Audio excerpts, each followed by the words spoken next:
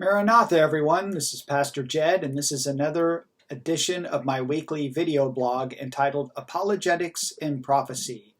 And this week we will be doing a prophecy update and entitling it Testing, Tracing, and Tracking. And what do I mean by that? I don't know if you're like me, and I'm sure we're asking the question, are we there yet? Are we ready? Are we ready to get back to normal, so to speak, as we are entering into this longer phase, this second to third month of coronavirus lockdowns and just the fear and the way our lives have changed, social distancing, not being able to assemble in the church, and all these things. We're at the point now where we're just ready to get it over with.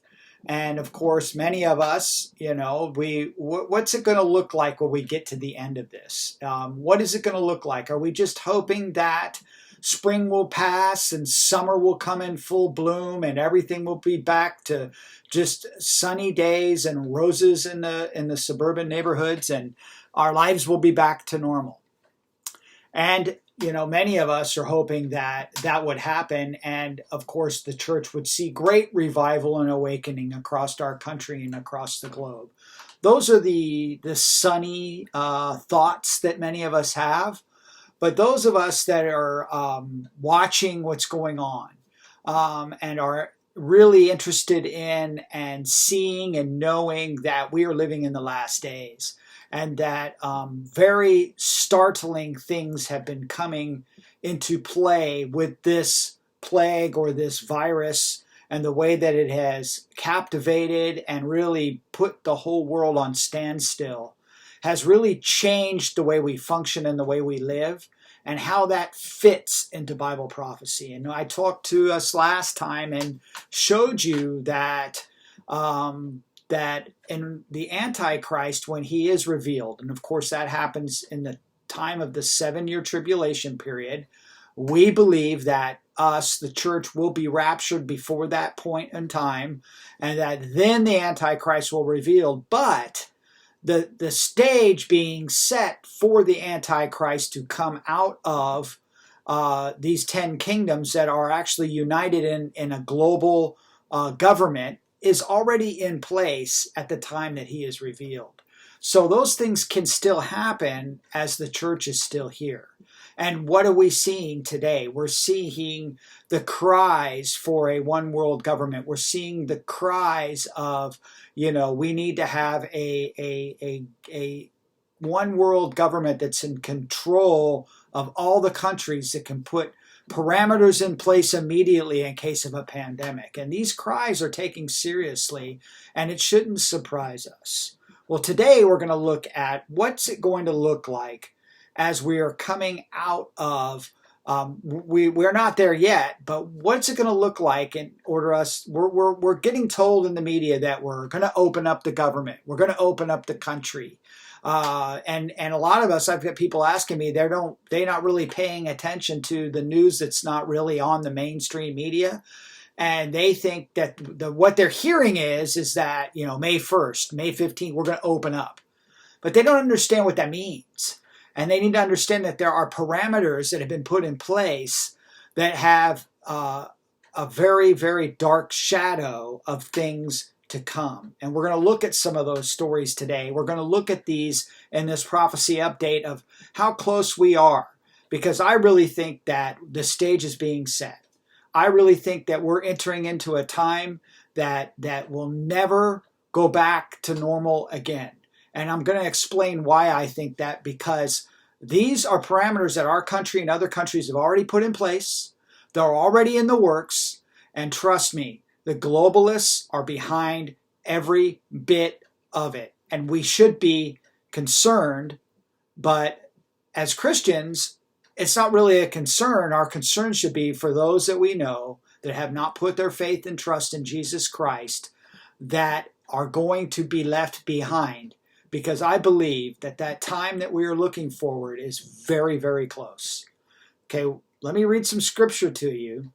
And we're going to talk about another thing that is happening that's being put in place because of this coronavirus in order for us to exit out of it to move on, to open up, that has a lot of relevance to what's going to happen during the time of the tribulation period, specifically in the middle of the tribulation period when the Antichrist reveals himself and makes himself out to be God.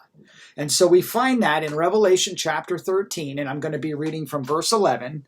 Then I saw another beast coming out of the earth, and he had 2 horns like a lamb and spoke like a dragon. And he exercises all authority of the first beast in his presence, and causes the earth and those who dwell in it to worship the first beast, whose deadly wound was healed. So this is what we call the false prophet. The unholy trinity makes itself known during the time of the tribulation period, and that would be the dragon, who is Satan, of course, and then they have the Antichrist, and then the false prophet. Those 3 are involved in what is going on during the time of the tribulation period.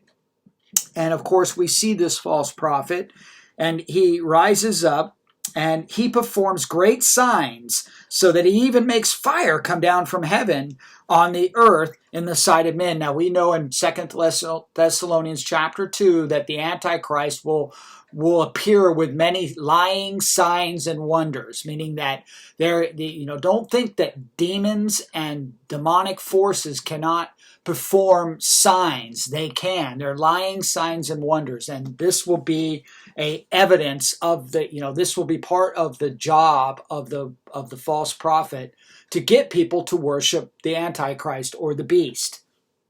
And this false prophet deceives those who dwell on the earth by those signs which he was granted to do in the sight of the beast, telling those who dwell on the earth to make an image to the beast, who was wounded by the sword and lived. So basically, making an image, you need to worship the Antichrist.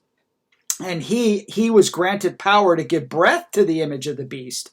And the image of the beast should both speak and cause as many as would not worship the image of the beast to be killed.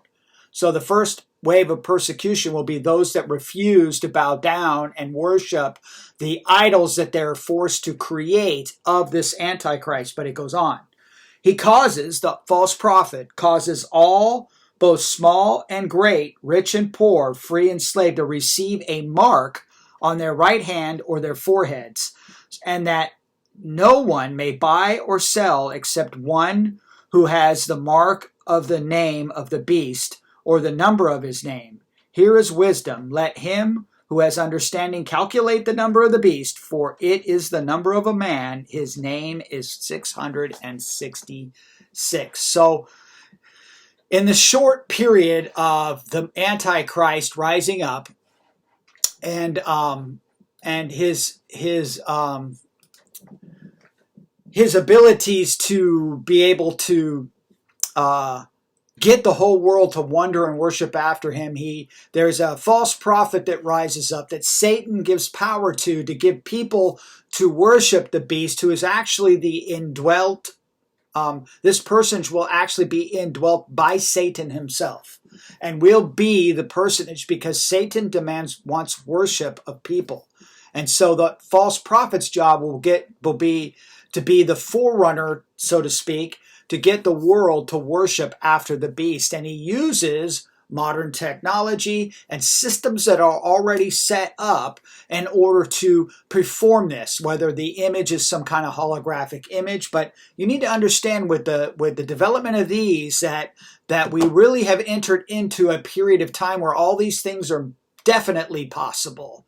Whether the image of the beast is an app that can interact with you, whether it's virtual or whether it's augmented reality, those things are possible that weren't possible very sooner or later.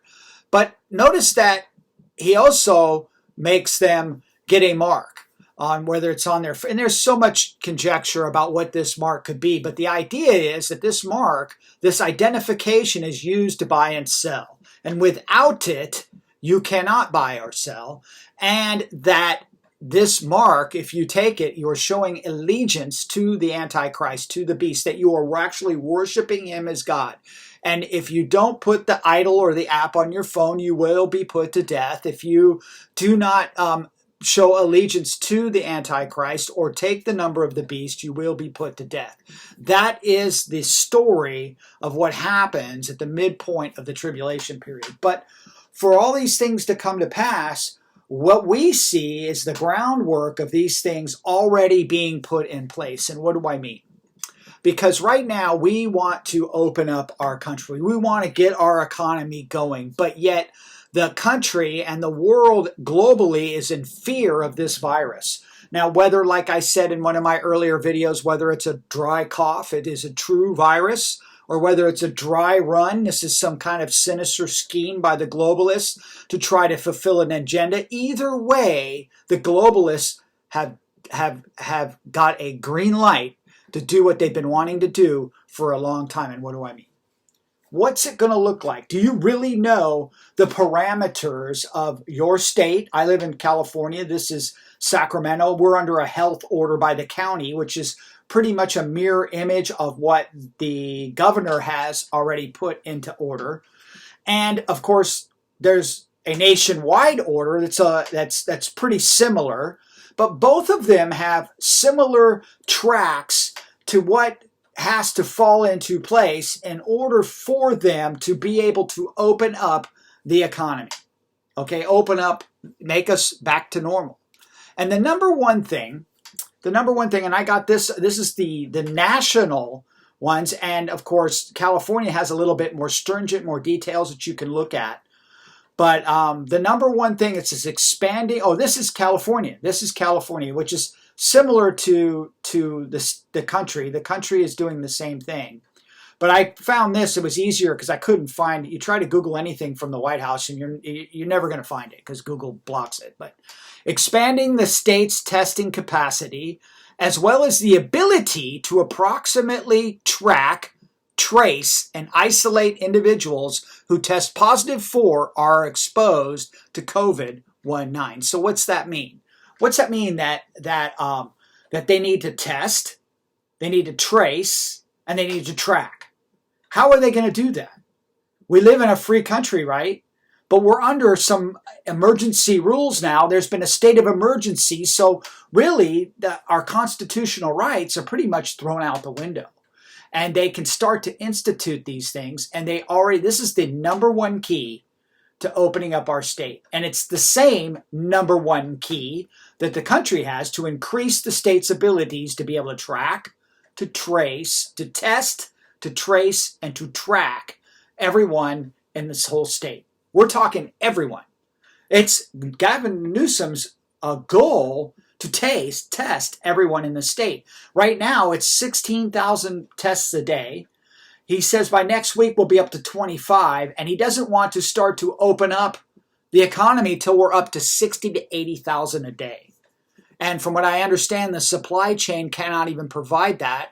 And then there's a bottleneck. They don't have enough facilities to run that many tests daily. So now there's a huge logjam and bottleneck. So what do we do?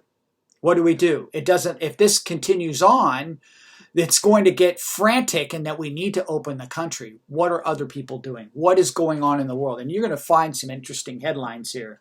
First and foremost, let's look at the CDC and what they have to say about what this is. Contact tracing, part of a multi-pronged approach to fight the COVID pandemic. This is on the Centers for Disease Control and Prevention's website. These are the people that are pretty much the ones that are running the show in Washington, D.C., and what we're going to do in order to open up the country. They have everybody believing that this virus is as bad as it is, and we don't know if it is. I'm not taking either side of it. I know there's people that say it's a big hoax. They'll run around without their masks on, and then there's others that say it's worse than the Black Plague. I don't know. I don't think there's enough information yet. I think that this was escaped out of a lab, and I think it's too new to be able to look at the statistics now. Will it mutate? Will it become worse than the swine flu that we had in 2008? We don't know yet. It's too soon to find out, but we're already in this mess, and in order to get out of it, the powers that be have set up parameters, this contact tracing, this ability to be able to find out where people are and track them by whether they've been exposed, whether they've recovered, or whether they have been around somebody who has been exposed. It says contact tracing, a core disease control measure employed by local and state health department personnel for decades, is a key strategy for preventing further spread of COVID-19. Immediate action is needed. Immediate action is needed. Notice you'll hear a lot about this from our state and local and national people, that this is an urgent thing. We need forget privacy, forget let's have a discussion about it, let's vote on. No, we need to put this into practice. Nobody can question it, right? Immediate action is needed. Communities must scale up and train a large contact tracer workforce. They're already talking about hiring 300,000 people in the state of California to track the 40 million people in the state, whether you've either been tested, whether you've been tracing, meaning that you've been around some people that have it, or they need to track you to make sure that if you come in contact with somebody that you get isolated. So these things this is all has to be put in the works before they can open up the country again. It says that immediate action is needed. Communities must scale up and train a large contact tracer workforce and work collaboratively across public and private agencies to stop the transmission of COVID-19. And certain core principles of contact tracing must always be adhered to. Contact tracing is part of the process of supporting patients with suspected or confirmed infection. In contact tracing, public health staff workers work with a patient to help them recall everyone and whom they have had close contact during their time frame while they may have been infectious. Public health staff then warn these exposed individuals' contacts of their potential exposure as rapidly and sensitively as possible. So we have to tell people who we've been around, their names, how we can get a hold of them. We are basically telling people we need you to track us everywhere that we've been. So how are we going to do that? With 40 million people, we live in a free country. People are going to go wherever they want. Obviously, a large part of our population are not adhering to the shelter in place. I see you go into Lowe's and it's a madhouse, and people are not taking it seriously. And they could be a good reason. And maybe it is a big hoax. I don't know. Maybe it's not as serious as I don't know. I am not an infectious disease doctor. You go on the internet, you get differing opinions from experts. So that tells me they all don't know what's going on. So I don't trust any of them. Even the guy at the White House or the guy at Harvard or the guy they're all telling different. You got people from Singapore and China and Italy, and they all got a different story. So, you don't really know. And that's the point, is if there's enough chaos and unknowing, we're willing to do whatever it takes. Let's get back to normal. Are you willing to give up your rights? Are you willing to allow the government to track you everywhere you go? Are you willing to be tested and given a number and a risk factor number that will allow you to be able to go into public assemblies and into supermarkets and into public? That's what's going to happen. That's the number one parameter to open up our state and open up our country. And you don't think I'm serious?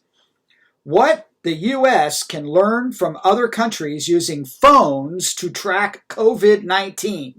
The U.S. is rolling out digital contact tracing. How has it been working in other countries? Of course, I have a picture here. I don't know if you can see it. There's a Chinese guy holding his phone there with a mask on. Okay? And it says, if and when lockdown restrictions are lifted in the U.S., would you agree to let the government anonymously track your interactions with people within a 6-foot radius to control the spread of COVID-19? Most of us would say no, but what if we don't have a choice? What is increasingly urgent question as President Trump and state governors debate how and when to safely reopen the U.S. economy, and as technology is being touted as a solution that would help people re-enter public life.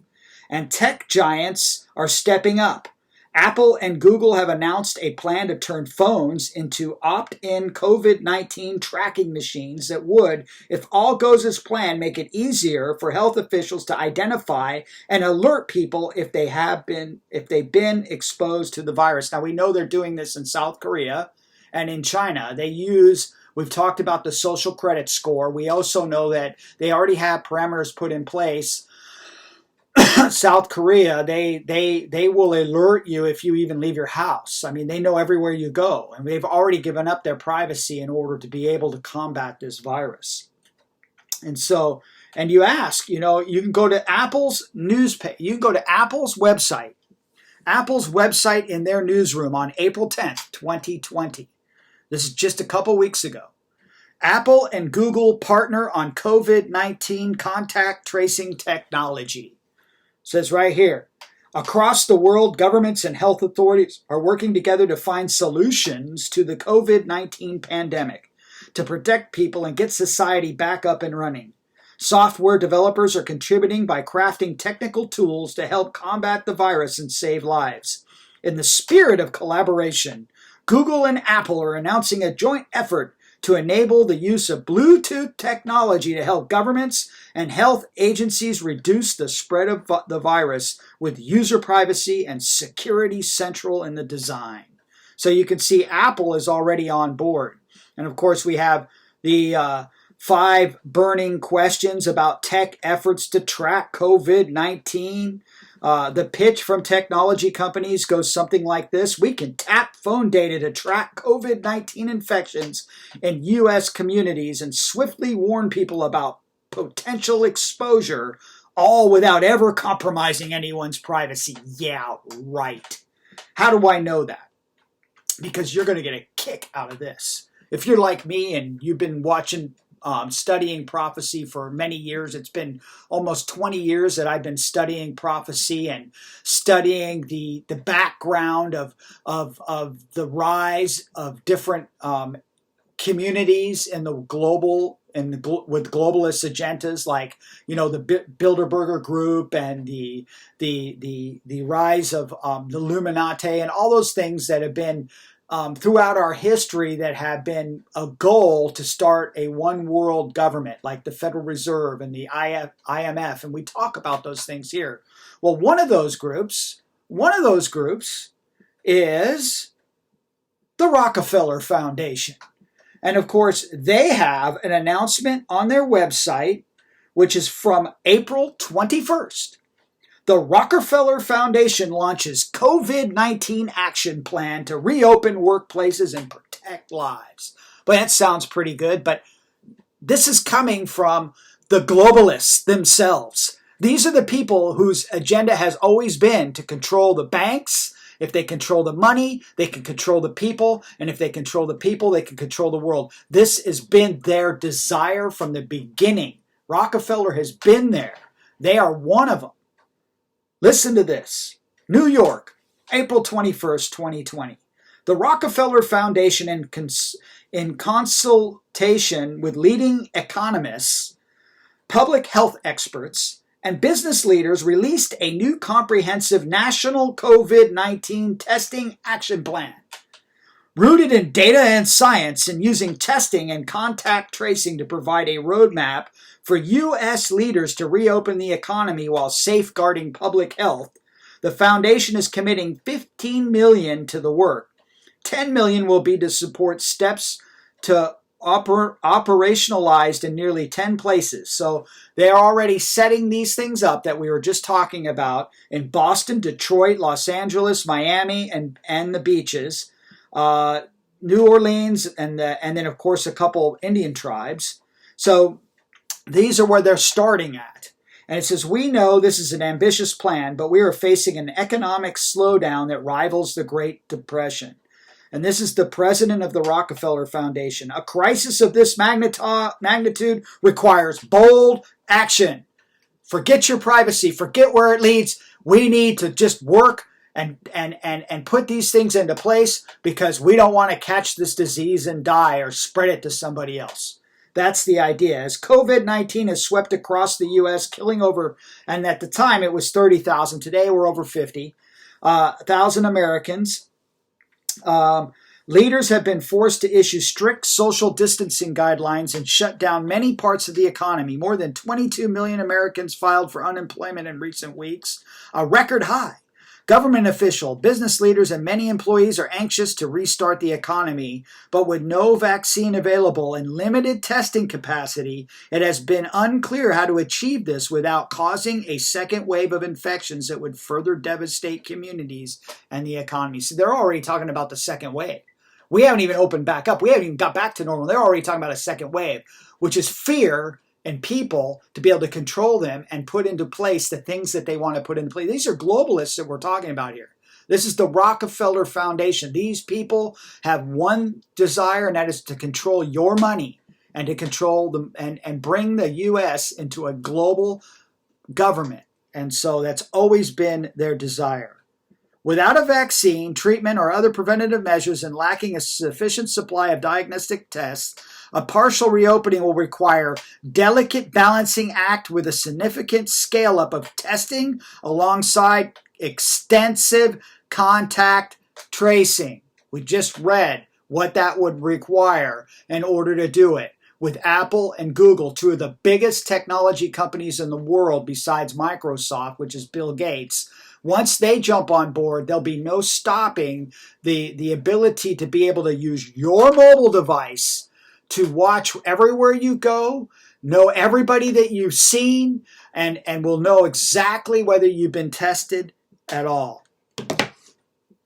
So the Rockefeller Foundation's treatment action plan will require extensive investment and the largest public health testing program in U.S. history, including launching the largest public health testing system to monitor infections and future infection waves, expanding the capacities and resources of thousands of small laboratories across the country to provide much of the expanded testing, establishing a medical reserve corps to distribute and oversee testing, hiring as many as 300,000 people. Now, here's the Rockefeller wants, and this is that. I mean, I've already heard Newsom say 300,000. This number keeps getting thrown out there. That's a lot of people. 300,000 people to undergo a rigorous campaign of contact tracing. These will be the people that will follow you, will be checking on you, tracking you, working in front of their computer screens, seeing who goes where. Developing coordinated computer systems and a digital platform for information sharing and infection tracking, addressing the significant challenges around medical privacy and other ethical issues, creating a pandemic testing board to oversee the testing scale-up and coordination between federal, state, and local jurisdictions. And this thing continues to go on. And you can Google this, but what gets me is that none of this stuff is in the mainstream news. Not even on Drudge Report could I find anything about this stuff. This report was only from 3 days ago. And they're already talking about, they've already invested the money, they're already putting into place contact tracing. Google and Apple are already there to put these things. They say it's an opt-in app, but what if the government tells you you have to opt in order to buy and sell? Do you see where I'm going?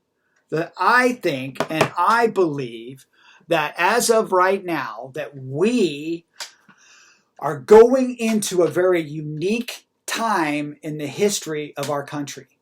And I think that you and I need to be ready that things are not going to go back to normal. Things are not going to go back to being roses and rainbows for the Christian.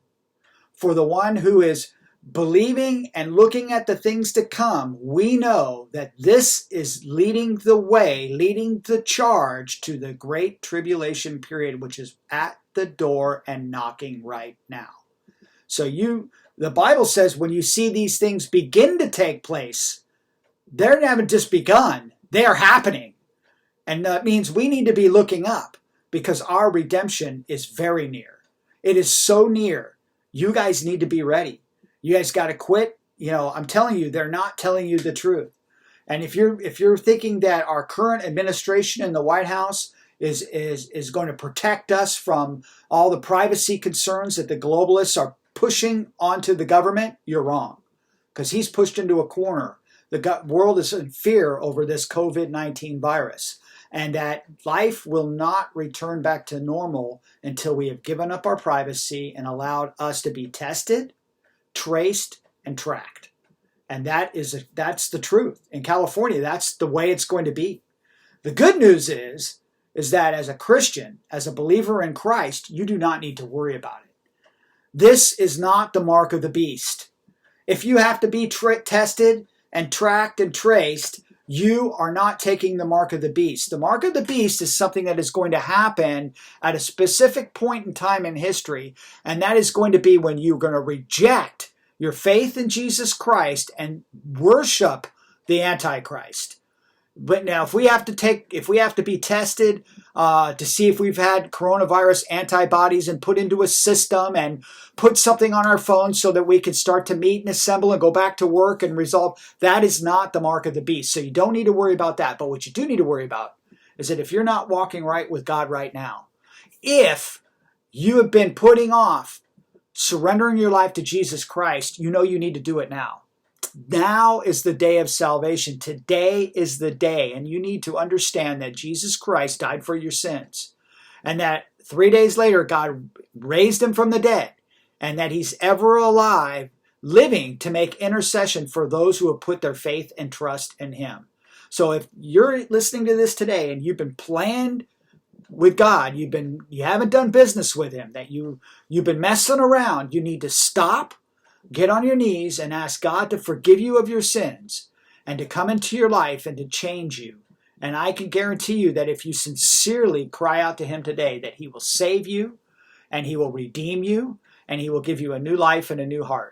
Christian, I know I've gone a little long today, but I think this is an important prophecy update. This is really important news because you're not getting it in the mainstream news. You know, the governor talks about all these things that we're going to do to open up, but he doesn't understand the number one thing is throwing out our privacy and giving him the ability to track us wherever we go, which is really opening up the door for the future Antichrist to have a system already in place to force everybody to take a mark, whether you can buy or sell.